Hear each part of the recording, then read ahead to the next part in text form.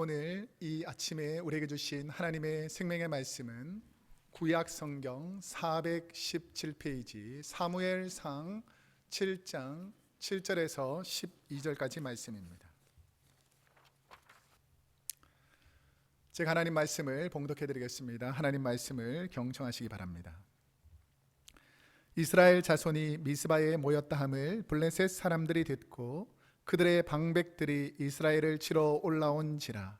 이스라엘 자손들이 듣고 블레셋 사람들을 두려워하여 이스라엘 자손이 사무엘에게 이르되 당신은 우리를 위하여 우리 하나님 여호와께 쉬지 말고 부르짖어 우리를 블레셋 사람들의 손에서 구원하시게 하소서 하니 사무엘이 젖 먹는 어린 양 하나를 가져다가 온전한 번제를 여호와께 드리고 이스라엘을 위하여 여호와께 부르짖음에 여호와께서 응답하셨더라. 사무엘이 번제를 드릴 때에 블레셋 사람이 이스라엘과 싸우려고 가까이 오매 그날에 여호와께서 블레셋 사람에게 큰 우레를 발하여 그들을 어지럽게 하시니 그들이 이스라엘 앞에 패한지라. 이스라엘 사람들이 미스바에서 나가서 블레셋 사람들을 추격하여 벳갈 아래에 이르기까지 쳤더라. 사무엘이 돌을 취하여 미스바와 센 사이에 세워 이르되 여호와께서 여기까지 우리를 도우셨다 하고 그 이름을 에베네셀이라 하니라. 아멘.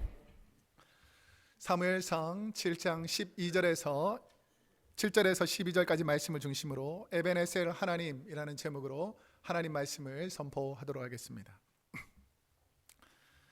어느덧 올 한 해 마지막 주일이 다가왔습니다. 지금 이 순간까지 주님의 몸된 교회에서 예배 드릴 수 있는 것, 그래도 건강을 주셔서 호흡을 주셔서 하나님 전에 나와 예배 드리는 것이 지금까지 인도하신 하나님의 은혜인 줄로 믿습니다. 이 모든 영광을 하나님께서 받으시고 우리가 천국에서 하나님을 만나는 그날까지 하나님께서 우리를 붙잡아 주실 줄로 믿습니다. 오늘 우리가 읽었던 이 사무엘에 관한 이 스토리는 제가 매년 마지막 주일이 되면 똑같은 본문을 가지고 똑같은 제목을 가지고 한 해 어떤 은혜를 하나님께서 주셨는지를 되돌아봅니다. 올 한 해 하나님께서 여러분에게 어떤 은혜를 주셨습니까? 건강 주셔서 감사하고 은혜 주셔서 자녀들이 별탈 없이 있게 되어서 감사하고 여러 가지 감사한 일이 있지만 내가 하나님의 자녀 된 것이 감사한 일인 줄로 믿습니다. 그래서 올 한 해를 되돌아보면서 2015년도 우리 크로스웨이 교회에 그리고 우리 가정에 그리고 나에게 어떤 은혜를 주셨는지 묵상하는 시간이 되기를 축복합니다. 사무엘이란 사람이 등장하게 된 배경은 원래 아브라함, 이삭, 야곱, 요셉 이런 사람들은 주로 가족들이 모여서 그 마을을 이루고 삶의 터전을 이루는 시대를 따지면 족장 시대라 그럽니다. 족장. 그 부족의 가장 우두머리가 그 나라와 민족을 다루시던 족장 시대가 있었습니다. 그 족장 시대가 끝마치고 나서 한참 시간이 흐른 다음에 이방에 보니까 왕들이 있는 거예요. 왕들. 그래서 이스라엘 백성들이 왕을 달라고 하나님께 요청해서 왕이 세워지기 시작합니다. 이게 바로 사울, 다윗 그리고 솔로몬을 비롯해서 남북 왕국으로 나눠지면서 북쪽의 19왕, 남쪽의 20왕들이 계속해서 통치하는 이런 시대인데 족장 시대와 이 왕정 시대의 가운데 과도기 시기에 민족의 지도자들이 있었습니다. 12지파를 대표하는 지도자들, 이런 지도자들을 사사라고 부릅니다. 사사. 그 사사는 첫 번째 사사가 온니엘, 에훗, 삼갈, 두보라, 기드온 이렇게 쭉 가면서 12번째 사사는 우리가 잘 아는 삼손까지 갑니다. 그러면서 족장 시대와 왕정 시대 가운데 있는 사사 시대에 제일 마지막에 사사 시대를 종결하면서 왕을 세우는 데 영향력을 미쳤던 사람이 사무엘입니다. 사무엘. 이 사무엘이 하나님의 백성들을 통치하려고 할 때에 이스라엘 백성들이 가나안 땅에 있으면서 가나안에 미리 있던 7 부족들에게 영향을 받아가지고 하나님을 섬기지 않고, 족장시대 때 아브라함, 이삭, 야곱 시대 때 잘 섬기던 하나님을 섬기지 않고 그 토속 우상들을 섬기고 지역에 있던 사람들을 섬기기 시작합니다. 그러면서 이들이 하나님을 떠나서 우상 숭배하는 이 죄악된 가운데 있을 때 하나님께서는 민족의 지도자 사무엘을 보내서 이 남쪽에 있던 블레셋 백성들을 무찔러내고, 하나님께서 우리를 여기까지 도와주셨다라는 은혜를 생각하면서 세운 돌 무더기가 오늘 우리가 읽었던 에벤에셀이라는 돌 무더기입니다.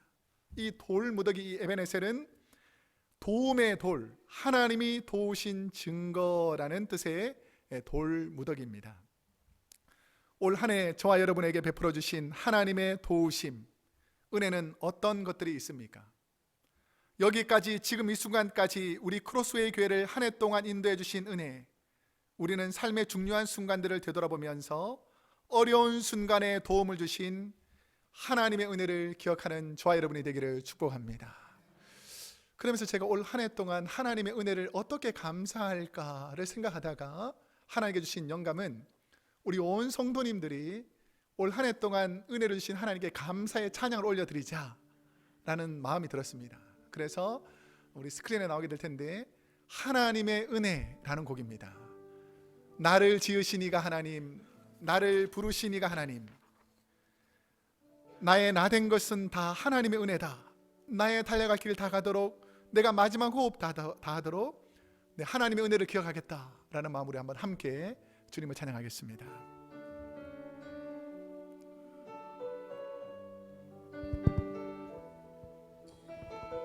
우리 함께 하나님을 찬양하며 나가겠습니다. 나를 지으신 이가 하나님, 나를 지으신 이가 하나님, 나를 부르신 이가 하나님, 나를 보내신 이도, 나를 보내신 이도 하나님,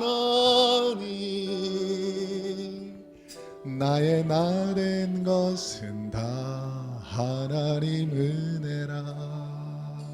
나의 달려갈 길 다 가도록, 갈 길 다 가도록, 나의 마지막 호흡 다 하도록, 나의 마지막 호흡 다 하도록, 나로 그 십자가, 나로 그 십자가 품게 하시니, 나의 나 된 것은 다 하나님 은혜. 우리 하나님 은혜를 생각하면서 한량없는 은혜, 한량없는 은혜, 갚을 길 없는 은혜, 내 삶을 애워싸니 하나님의 은혜, 나 주저함 없이 그 땅을 밟음도 나를 붙드시는 하나님의, 우리 다시 한번 고백합시다. 한량없는 은혜, 그 놀라운 은혜를 한번 찬양합니다.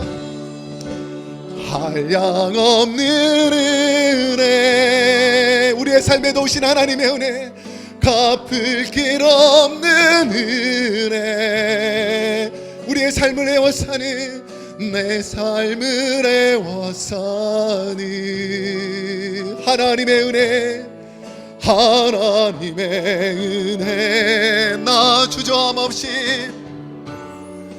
나 주저함 없이 이 땅을 밟음도 나를 붙드시는 하나님의 은혜. 우리 하나님께 한번 감사와 영광의 박수 한번 올려드리겠습니다. 올 한 해 동안 인도하신 것이 하나님의 은혜인 줄로 믿습니다. 지금까지 저와 여러분을 인도하신 분이 하나님이시라면 올 한 해는 우리가 하나님의 은혜를 기억하는 한 주간이 되어야 한다는 것입니다. 오늘 본문에 하나님은 이스라엘 백성에게 어떤 도움을 주셨을까? 도대체 하나님께서는 어떤 은혜를 이스라엘 백성에게 주셨기에 사무엘은 이 돌무더기, 이 돌탑을 쌓아서 하나님의 은혜를 잊어버리지 아니하려고 에벤에셀이라는 이 돌무더기를 만들었을까? 이 배경에 보면 이스라엘이 이 남쪽의 야만 민족인 블레셋이 이스라엘이 농사를 한 해 동안 열심히 지어 놓으면 이 가을쯤 추수할 때쯤 되면 이 블레셋 족속들이 힘을 가지고 와서 곡식들을 다 빼앗아 갑니다. 그리고 양들을 키워놓고 목축업을 해서 많은 양떼를 모아놓으면 하루아침에 와서 양떼들을 다 이 도적질에서 끌고 가버리는 겁니다. 그리고 우리 사랑하는 자녀들, 아내와 남편들을 노예로 끌고 가서 종살이 시키는 거예요. 이거 얼마나 힘들겠습니까? 내가 뭔가 이뤄놓으려고 하면 다 빼앗기는 거예요. 이런 어려움 중에서 하나님의 신앙을 가지지 않고 그냥 자신의 직분을 가지고 엘리라는 그 대제사장의 두 아들인 홈니와 비느하스가, 우리가 늘 전쟁에 이렇게 지지만 우리가 모세가 있을 동안에 법궤가 앞장서 가지고 전쟁터에 나가면 늘 우리가 이겼지 않는가, 그렇게 생각해서 믿음도 은혜도 없는 사람들이 그냥 법궤만 이끌고 블레셋 지역으로 전쟁을 벌이려고 갑니다. 그랬을 때 하나님께서는 껍데기만 신앙인, 믿음이 없는 그들의 신앙을 보고 그들 도와주지 않습니다. 그래서 결국은 블레셋에게 이 법궤마저 빼앗깁니다. 그러니까 이스라엘 백성들에게 상징적인 이 하나님의 말씀, 때로는 하나님 자체라고 하는 이 블레셋에게 법궤를 빼앗기고 나니까 온 백성들이 실망합니다. 그러면서 그 법궤가 이 블레셋 다곤 신당을 비롯해서 이곳저곳 20여 년 동안 블레셋 지역에 있습니다. 그러니까 이스라엘 백성들이 하나님을 섬기고 예배드려야 될 처소가 없어지는 거예요. 처음에는 자기들 나름대로 즐겁게 살았지만 이제 몇몇의 믿음 있는 성도들이 일어나기 시작합니다. 우리가 하나님께 나아가자, 하나님께서 우리를 도와주셔야 한다 라고 해서 민족의 지도자인 사무엘을 찾아갑니다. 우리를 도와주십시오. 우리가 하나님 앞으로 다시 돌아가야 되는데 어떻게 해야 될지 모르겠습니다 라고 말을 할 때에 민족의 지도자 사무엘은 미스바로 온 백성들을 모읍니다. 그리고 우리가 한번 이렇게 회개 기도를 하자. 하나님, 우리가 하나님 앞에 범죄했습니다 라고 하나님 앞에 돌아오려고 회개 기도를 시작하는데, 남쪽에 있는 블레셋들이 딱 보니까 갑자기 이스라엘 백성들이 이 미스바라는 곳으로 착 모이기 시작하고 남성들도 많이 모이는 걸 보니까, 그리고 모여서 막 소리도 지르는 걸 보니까 혹시나 이 이스라엘이 자신들을 공격하러 오는 것이 아닌가라고 생각하고 오히려 블레셋 사람들이 전쟁을 일으켜가지고 이스라엘을 공격하러 온다는 소식을 듣습니다. 우리는 하나님께 회개하려고 믿음 생활 잘해보려고 하나님 앞에 회개하고 있는데 더 큰 어려움들이 닥치고 있다는 소식을 듣게 되는 것이죠. 이 상황에서 민족의 지도자 사무엘이 이 문제를 이스라엘 백성들에게 어떻게 해결해야 되는지를 오늘 본문에서 말씀하고 있습니다. 사무엘은 두려움과 절망에 있던 이스라엘이 어떻게 회복될 수 있는가, 그 방법을 제시하는 것이 오늘 본문 3절입니다. 우리 한번 3절 말씀을 함께 읽어보겠습니다. 시작. 사무엘이 이스라엘 온 족속에게 말하여 이르되 만일 너희가 전심으로 여호와께 돌아오려거든 이방 신들과 아스다롯을 너희 중에서 제거하고 너희 마음을 여호와께로 향하여 그만을 섬기라. 그리하면 너희를 블레셋 사람의 손에서 건져내시리라. 아멘. 이 돌이킴, 회심이라는 말을 들어보셨을 것입니다. 이것은 마음을 돌린다라는 의미가 있습니다. 세상을 사랑하여서 하나님을 떠나 살던 잘못된 삶에서 하나님께로 다시 돌아오는 것, 이것을 회심이라고 말합니다. 회심, 하나님께로 돌아온다는 의미에서 본문은 돌아오려거든이라는 단어를 씁니다. 돌아오려거든. 이것을 히브리어로는 슈브라는 단어인데, 너희가 진짜 하나님 앞에서 회복되려거든, 바꿔 말하면 너가 진짜 하나님 앞에서 회개하려거든 라는 말입니다. 이 조건을 다는 거죠. 너 진짜 하나님께 돌아오려고 하면, 너 진짜 하나님 앞에 회복되려고 하면, 너 진짜 하나님 앞에서 온전한 회개를 하려거든 이라는 말입니다. 하나님과의 멀어졌던 관계에서 다시 회복되기 위해서 돌아오려거든 이라는 전제를 답니다. 최근에 한국의 인천에서 인터넷 게임에 중독된 32살의 박양의 아버지가 11살짜리 딸을 2년 동안 집에 가둔 채 굶기고 상습적으로 폭행한 사건이 세상에 알려지기 시작했습니다. 11살짜리 아이가 키가 얼마냐면 1m 20, 그러니까 아주 조그만 아이로 성장을 하지 않는 거예요. 몸무게가 16kg, 그러니까 우리가 쌀도 우리 그 정도 무게 되는데 애가 거의 뼈만 남았다라고 보면 됩니다. 그런데 왜 이런 일이 벌어졌는가? 게임의 중독에 빠진 아버지가 자녀를 굶기고 학대하는 사이에 아이는 겨우 생명이 겨우겨우 붙어 있는 거예요. 그래서 도저히 살 수가 없으니까 아버지 몰래 집을 빠져나옵니다. 그래서 편의점에 들어가서, 가게에 들어가서 과자 봉지를 이렇게 몇 개씩 주워 담아가지고, 이제 너무 배가 고프니까 본능적으로 과자 봉지를 뜯는데 너무 힘이 없어서 뜯지를 못하는 거예요, 과자 봉지를. 그래서 이제 겨우 뜯어가지고 과자를 주워 먹고 있는 것을 주위 사람들이 봅니다. 어떻게 애가 이 꼴이 됐는가? 도대체 어떻게 이 아이가 이런 상황이 됐는가? 학교도 가지 못하고 이 집에서 감옥이 되어서 매일 상습적으로 폭행을 당하고 학대를 받는 이런 아이가 된 것입니다. 알고 보니까 게임의 시작은 재미로 하지만 쾌락과 폭력성이 있는 게임에 중독되면 벗어나지 못하고 하루 종일 게임만 붙잡고 있는 게임의 노예가 되어 있더라는 것입니다. 한번 중독되면 가족과 주위 사람들과의 관계는 모두 끊어지고 자녀와 가족 구성원들을 학대하는 지경에 이르게 됩니다. 왜 그렇게 되는가를 사회심리학자들이 해석해 보니까 게임하고 실제 상황을 혼돈하는 거예요. 그러니까 게임 속에 있는 자신하고 사회 속에 적응하지 못하는 자신하고 구별이 잘 안 되는 겁니다. 그러니까 사회에 나가면 늘 손가락질 당하고 멸시받고 천대받는데 게임 속에 자신의 캐릭터는 뭐 왕이 될 때도 있고 장군이 될 때도 있고 막 힘을 쓰는 그런 능력이 있는데 쓸 데가 없는 거예요. 그러니까 자기 주위에 있는 힘없는 아내, 자녀, 이런 사람들이 학대의 대상이 되는 겁니다. 일종의 중독으로 인한 질병입니다. 질병. 이런 연약한 자녀에게 폭력을 휘두르면서 게임 중독에 빠진 이 사람은 점점 짐승으로 변하기 시작합니다. 폭력적이고 괴롭히고 부모로서의 이성을 상실해서 자녀를 그 지경까지 만들었다는 것이죠. 왜 그랬을까요? 그것에 빠져 있기 때문입니다. 중독되어 있기 때문입니다.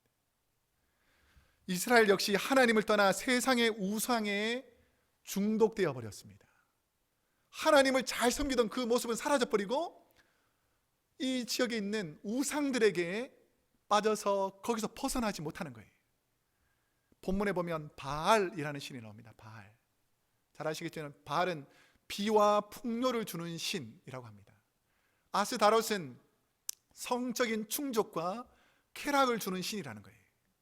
그러니까 하나님을 섬기는 것에서 벗어나서 바알과 아스다롯에 중독이 된 것입니다.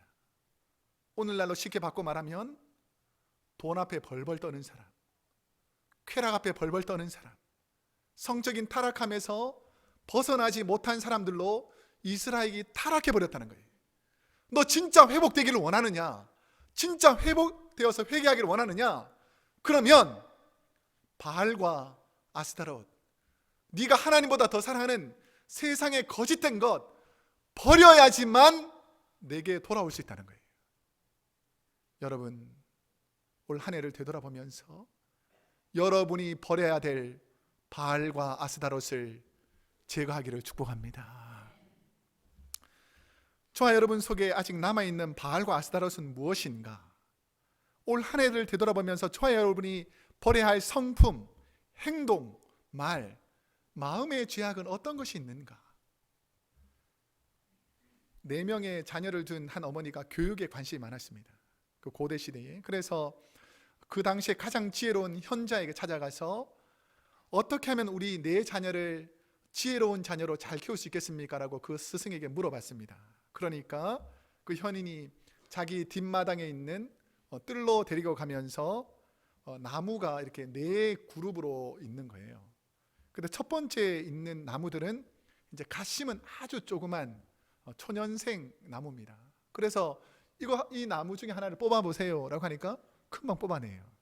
근데 두 번째 나무는 심은 지 조금 되어가지고 키도 좀 자랐습니다. 이것도 뽑아보세요 라고 하니까 몇 주 정도 지난 몇 달 정도 지난 것을 겨우겨우 당겨서 뽑았습니다. 근데 요 옆에 있는 것을 보니까 한 얼핏 봐도 한 2, 3년 정도는 자란 나무인 거예요. 뿌리가 좀 깊이 내렸어요.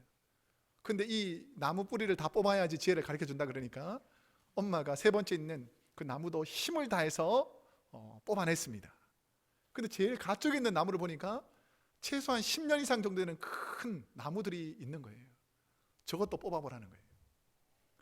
우리 또 자녀들을 위해서는 어머니들이 목숨 내놓고 뽑아볼 거 아닙니까? 막 처음에 막 힘을 쓰다 안 되니까 우통 먹고 막 열심히 뽑았어요. 뽑혔을까요? 안 뽑혔을까요? 안 뽑힙니다. 안 뽑혀요. 오랫동안 있던 그 나무들이 뽑히지 않는다는 거죠. 그러면서 스승이 어머니에게 이렇게 말합니다. 자녀 교육도 이 나무와 같습니다. 오랜 습관은 깊은 뿌리를 내려서 그것을 바꾸기가 어렵습니다. 자녀들에게 좋은 습관, 좋은 뿌리를 내릴 수 있도록 잘 가꿔야 합니다. 좋지 않은 습관은 그 순간 뽑아내야 합니다 라고 가르쳐 주더라는 거죠. 제가 이 글을 읽으면서 제 나름대로 깨달은 것이 있습니다. 저와 여러분에게는 어떤 죄의 습관들이 있습니까? 처음 시작된 죄의 습관들은 조금만 노력하면 금방 뽑힙니다. 근데 한 달, 2달 동안 계속 반복되는 죄들은 좀 힘을 써야 빠지죠. 근데 1년 이상 된 이런 죄들은 웬만큼 노력하지 않으면 뽑히지 않기 때문에 온 힘을 다해서 땀을 흘리면서 뽑아내야지 뽑힙니다. 그런데 여러분들이 10년, 20년 동안 미움과 시기와 질투와 내 마음속에 깊이 뿌리고 내리고 있는 이 죄악의 뿌리들은 뽑히지 않더라는 것이죠. 어떻게 뽑힐까요? 하나님이 뽑아주셔야지 뽑힐 줄로 믿습니다. 여러분이 가지고 있는 더러운 죄악의 습관들을 그냥 방치하지 말라는 것입니다. 지금 일어나고 있는 미움과 시기를 지금 제거하지 않으면 시간이 지나고 때가 지나면 절대로 뽑히지 않는 나의 쓴뿌리로 남아있을 가능성이 높다는 것이죠. 저와 여러분이 하나님께 가까이 가는데 방해가 되는 습관들을 오늘 하루는 제거하기를 축복합니다. 오랜 기간 동안 자리 잡고 있는 잘못된 죄악의 습관들이 무엇인지 제가 묵상하면서 여러분들의 마음이 좀 찔리도록 말할 거예요. 저도 찔리고 혹시나 찔리더라도 뽑아야 된다라는 마음으로 이겨내기를 축복합니다. 이건 약간 듣기 싫은 소리예요. 남의 말하는 습관 빨리 뽑아내시기를 축복합니다. 나는 남의 말 안 하면 살 희망이 없다. 이게 제일 재밌다. 이러면 안 됩니다. 남의 말하는 습관을 제거하기를 축복합니다. 아멘을 크게 하셔야 돼. 집에서 가까운 사이일수록 함부로 말하는 습관을 버려야 합니다. 교회에서는 고상하게 옷 입고 집사님, 남편, 형제님 이러다가 집에만 가면 갑자기 돌변해가지고 야! 제가 부드럽게 말한 거예요. 더 심한 분들은 막 야 다음에 막 많은 단어가 들어가죠. 올 한 해는 다 버리시기를 축복합니다. 또 걸리는 분이 많이 있지만 눈 꼭 감고 제가 말하겠습니다. 술 먹는 습관 좋은 게 아니에요. 한두 잔은 괜찮은데 매일 마시거나 너무 과하게 마시면 안 됩니다. 여러분 술 먹는 습관을 버리기를 축복합니다. 아멘. 다음에 조금 더 신경이 있을 텐데, 게으름을 피우는 습관. 좀 더 자자, 좀 더 졸자, 좀 더 눕자. 계속 입을 붙잡고 버티는 거예요. 버텨. 여러분 벌떡 일어나시기를 축복합니다. 이 습관이에요. 습관. 이제 더 심각한 습관이 있는데, 예배를 사모하지 않는 습관. 이게 얼마나 심각한지 모릅니다. 주일날은 아유 마지못해 오늘 안 가면 하나님 벌 내릴 거 같고, 주일날은 가야지. 그런데 다른 날은 하나님을 만날 일이 없는데, 여러분들 예배 드리는 습관이 있기를 축복합니다. 내년도에는 이 습관을 꼭 가져야 돼요. 내가 아무것도 안 하면서 그냥 집에서 쉬는 거, 게으른 거, 예배 드리지 않는 것을 내 삶의 습관으로 박혀 있는 거, 이러면 안 되죠. 예배 드리는 습관이 있기를 축복합니다. 다음에는 남을 미워하는 습관이 있어요. 미워. 오늘은 누굴 미워할까? 이 사람 끝마치면 다음은 누구 미워할까? 계속 대상을 바꿔가면서 불평하는 사람들 있죠. 여러분, 이 과거에 좋지 않는 습관들을 버려야 합니다. 옆 사람에게 한번 손을 꼭 잡고 이렇게 고백합시다. 당신을 사랑하겠습니다. 시작. 당신을 사랑하겠습니다. 절대로 미워하지 않겠습니다. 시작. 절대로 미워하지 않겠습니다. 혹시 미워하더라도 용서해 주세요. 시작. 혹시 미워하더라도 용서해 주세요. 지금이라도 고백해야죠. 우리가 1년에 한 번 정도는 고백해야 되지 않겠습니까? 하나님 죄송합니다. 하나님 미안합니다. 너 진짜 하나님과 회복되기를 원한다면 네가 가지고 있는 과거의 습관들 다 제거하고, 그리고 하나님 바로 섬긴다 그래야지. 이전의 죄들은 여전히 다 지으면서 하나님 제대로 섬기겠습니다, 이렇게 해서는 회복이 안 된다 라고 우리 하나님께서 말씀하시는 것입니다. 우리 이 말씀을 기억하면서 한번 이사야 55장 7절 말씀을 한번 함께 읽어보도록 하겠습니다. 시작. 악인은 그의 길을 버리고 불의한 자는 그의 생각을 버리고 여호와께로 돌아오라. 그리하면 긍과 긍휼히 여기시리라. 우리 하나님께로 돌아오라. 그가 너그럽게 용서하시리라. 하나님이 어떻게 용서하신다고요? 너그럽게. 우리는 강박하게 용서 못할 때가 많이 있지 않습니까? 우리 하나님께로 돌아오면 하나님께서 너그럽게 용서해 주신다는 것이죠. 죄와 종욕, 쾌락에 중독되어 있던 이스라엘 백성들이 어떻게 회복될 수 있었는가? 하나님께서 너희가 진짜 회복되기를 원한다면 바알과 아스타롯, 네가 사랑하는 과거의 모든 좋지 않은 습관들을 제거해라. 그리하면 회복될 수 있다라고 우리 하나님께서 말씀하신 것입니다. 올해도 멋지지만 내년도에는 더 멋진 성도님들이 될 줄로 믿습니다. 하나님의 도움을 얻기 위해서 민족의 지도자가 앞장서서 한 일은 무엇인가? 지도자가 중요한 게 있습니다. 다른 사람들에게 본을 보여야 된다는 거예요. 지도자는. 자, 우리 5절과 6절 말씀을 한번 함께 읽어보겠습니다. 시작. 사무엘이 이르되 온 이스라엘은 미스바로 모이라. 내가 너희를 위하여 여호와께 기도하리라 하매 그들이 미스바에 모여 물을 길어 여호와 앞에 붓고 그날 종일 금식하고 거기에서 이르되 우리가 여호와께 범죄하였나이다 하니라. 사무엘이 미스바에서 이스라엘 자손을 다스리니라. 아멘. 지도자가 뭐 하자고 모이라 그랬죠? 기도합시다. 그러니까 기도하러 모인 성도님들이 한 말이 뭐죠? 우리가 여호와 앞에 범죄하였나이다 라고 고백하더라는 것이죠. 이것을 뭐라 그러냐면 신학적으로는 거룩한 역설이라고 합니다. Holy Paradox라고 하죠. 거룩한 역설. 이런 말은 뭐냐면 대부분의 사람들이 가장 많이 사용하는 방법을 선택하는 것이 아니라 하나님이 원하시는 방법을 선택하는 것.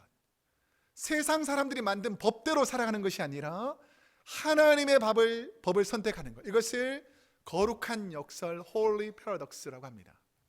제가 예를 들면 모세가 이스라엘 백성들을 하나님께서 구출하게 해서 애굽에서 나와서 홍해 앞에 도착합니다. 그랬을 때에 어떤 소식을 듣게 되냐면 뒤에서 애굽 군대가 자신들을 쫓아오고 홍해가 딱 막고 있어서 건너가지 못하게 됐죠. 그랬을 때 백성들이 어떻게 합니까? 우리를 여기까지 끌고 와서 다 죽이려 하는가? 라고 원망하고 불평하고 하나님 앞에 막 호소합니다. 그랬을 때에 민족의 지도자 모세가 한 일이 뭐죠? 하나님께 기도하죠. 자, 보통 세상적인 방법에서 이런 상황이 되면 어떻게 해야 되냐면, 애굽의 적군들이 자신을 죽이려고 몰려올 때에 상식선에 해야 될 일은 빨리 군대를 모으는 것이죠. 사람들을 많이 모아서 대항하려고 하겠죠. 아니면 어떻게 하면 이분들을 무찌르기 위해서 무기를 가져와라, 빨리 무기를 모아보자. 이래도 안 될 것 같으면, 도저히 전세가 불리해서 이길 수 없을 것 같으면 어떻게 할까요? 빨리 도망가 보자, 이런 길을 찾아야 되는데, 모세가 선택하는 방법은 뭐냐면, 불평하는 이스라엘 백성들을 바라보지 않고 하나님 앞에 딱 무릎을 꿇습니다. 이게 바로 Holy Paradox, 거룩한 역설이라는 거죠. 세상 사람들 보면 저 사람 정신없다, 지도자가 어떻게 저런 결정을 할 수 있느냐라고 말하지만, 하나님의 사람들은 문제가 생겼을 때에 하나님 앞에 무릎 꿇고 그 문제를 해결할 때에 하나님이 도와주시더라는 것이죠. 또 하나의 예는, 잘 들어보세요. 누가 오늘 여러분이 점심시간에 점심 먹는데 기분이 너무 상했다고 오른뺨을 탁 때리는 거예요. 그럼 여러분이 어떻게 반응해야 될까요?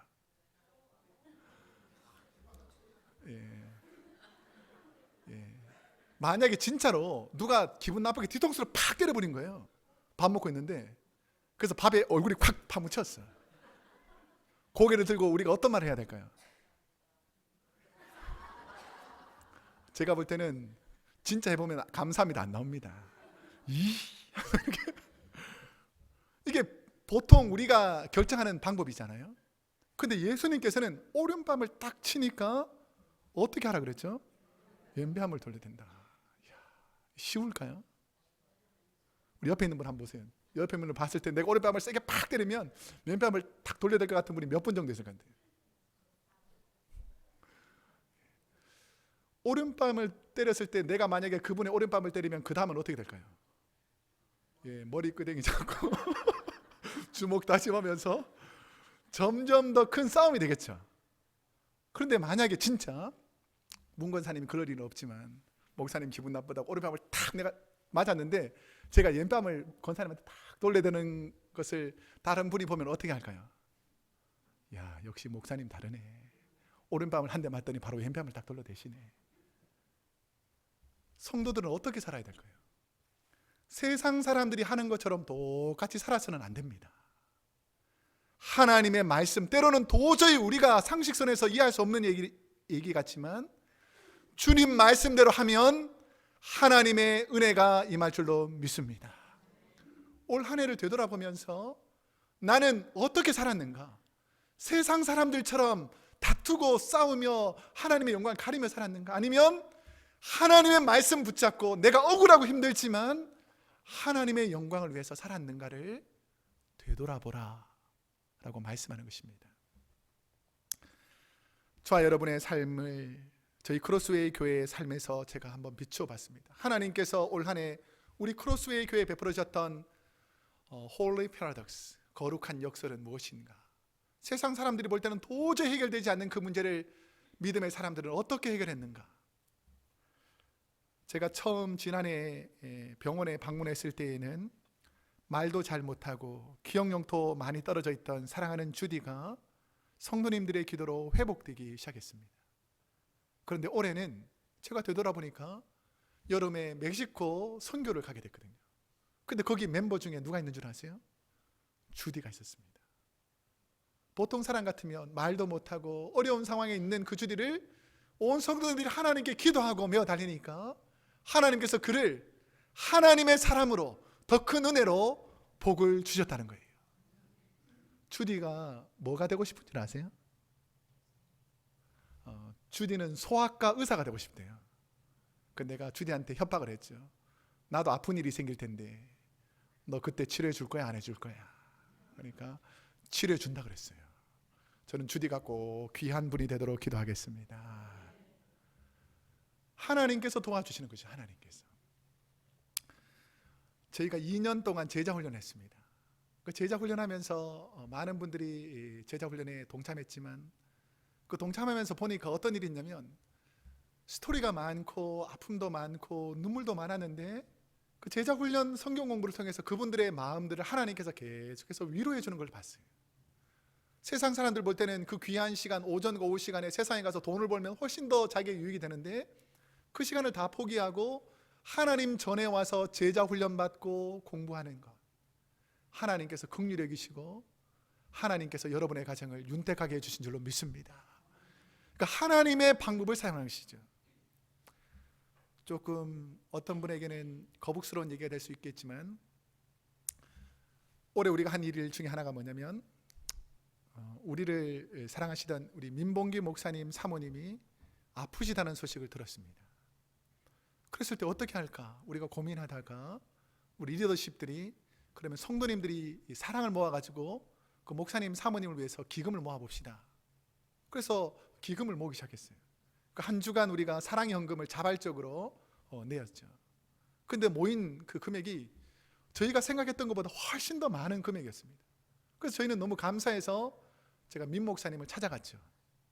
찾아가서 부족하지만 우리 성도님들 힘을 모아서 이 예물을 귀한 물질을 도움을 드립니다 라고 하니까 목사님이 눈물을 흘리시면서 감사하다고 전해달라 그러더라고요. 세상의 방법으로 보면 도저히 일어날 수 없는 일인데 하나님께서 하셨기 때문에 그런 일들이 벌어지더라는 거죠. 여러분, Holy Paradox, 거룩한 역설적인 삶을 살아야 하나님께서 도와주실 줄로 믿습니다. 최근에는 새벽 기도를 늘 나오시던 그 임정구 집사님이라는 분이 계십니다.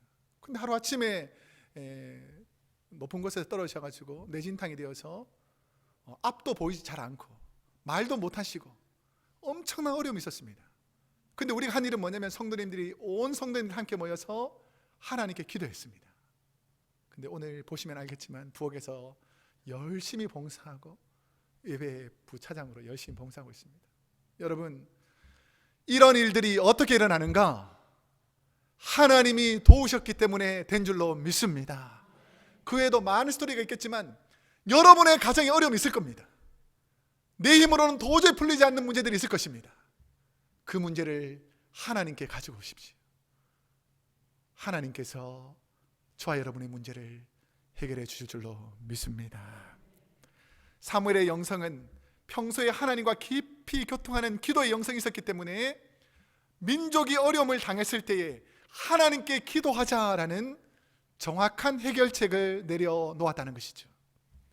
이스라엘의 생존의 위협에 있어서 막다른 골목에 이르렀을 때 하나님이 도와주지 않으면 어려움에 당하는 이 상황에서 하나님께서 풀어주셨다는 것이죠. 이제 한번 여러분 자세히 살펴보세요.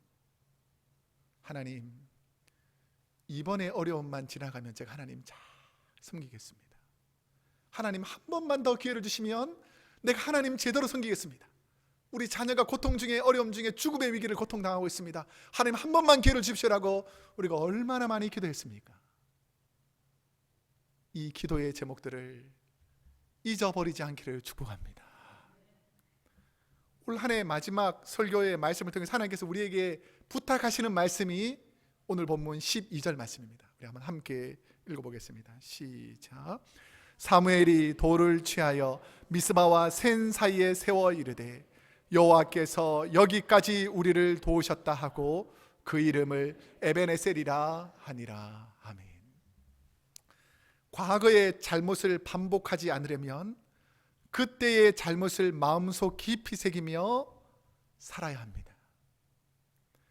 에벤에셀, 도움의 돌은 내가 우상숭배하였을 때, 내가 어려움 중에 있을 때, 부족한 우리에게 하나님께서 우리가 세상에서 방황할 때 하나님께 돌아와 회개하는 우리에게 하나님께서 블레셋을 무찔러 주시고 그 삶의 문제로서 해결해 주신 것을 감사해서 그 돌무더기를 쌓아 놓았던 것입니다.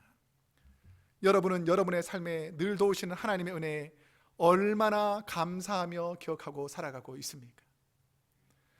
이스라엘 백성들은 미스바와 센 사이에 있는 이 에벤에셀이라는 돌을 보면서 블레셋의 압박에서 도움을 주신 하나님을 기억했습니다.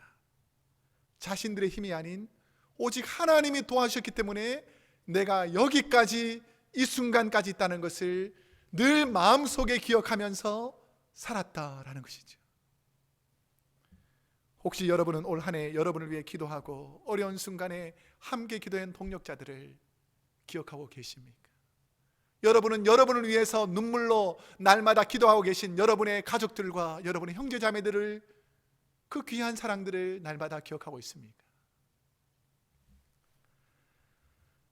저와 여러분의 삶 가운데 눈물을 흘리면서 그 누구도 돌아보지 않을 때에 우리 하나님께서 내 곁에 계시면서 저와 여러분을 도와주셨다는 그 귀한 은혜를 잊어버리지 않기를 축복합니다. 이제 말씀을 맺겠습니다. 저는 부족한 저를 하나님이 사랑하시고 긍휼을 베풀어 주셔서 우리 사랑하는 귀한 크로스웨이 교회 담임 목사로 2015년 한 해를 인도하신 하나님께 무엇으로 감사할까를 깊이 생각해 보게 되었습니다.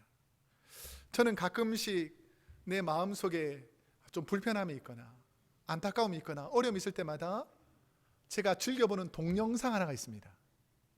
그게 뭔지 아세요? 유튜브에 가보면 크로스웨이 교회, 그 다음에 이찬우 목사 이렇게 치면 여러 이 영상들이 뜹니다. 애들이 막 재롱 피우기도 하고 막 그 가발 같은 거 뒤집어 쓰고 막 어른들이 막 춤추기도 하고 막 이런 여러 가지 영상들이 있는데, 그 중에서 제가 제일 즐겨보는 영상이 뭐냐면, 제가 우리 교회 처음 취임했을 때에 저하고 저희 아내하고 우리 두 아들하고 하나님께 다짐한 찬양이 있습니다. 이게 바로 하나님의 은혜라는 곡입니다. 혹시나 내가 하나님의 은혜를 잊어버릴까 봐 다시 한번 그 순간을 보면 그때 마음이 기억납니다. 내가 힘들고 어려운 순간에 하나님께서 우리 크로스웨이 교회로 인도해 주셔서 성도들의 마음과 부족한 저의 연약한 부분을 하나님께서 치유해 주시고 인도해 주셔서 지금 이 순간까지 인도해 주셨다는 그 하나님의 은혜, 말로 표현할 수 없는 하나님의 은혜. 그러면서 제가 생각하는 것이 있어요. 성도님들의 미소와 사랑 속에서 베풀어 주신 한 해를 다시 한번 되돌아봅니다. 참 한량없는 하나님의 은혜구나, 갚을 수 없는 하나님의 은혜구나, 내 삶의 호흡과 숨결마다 나를 감싸는 하나님의 은혜가 이곳에 있었구나 라는 것을 기억하고 하나님께 감사하게 됩니다. 사랑하는 우리 크로스웨이 교회 성도님 여러분, 이제 올 한 해 며칠 남지 않았습니다. 2015년 마지막 주간을 어떻게 보내고 계십니까? 여러분을 도우셨던 그 하나님의 은혜를 기억하면서 2016년도를 잘 준비하고 올 한 해를 잘 마무리하는 저와 여러분이 되기를 축복합니다. 기도하겠습니다.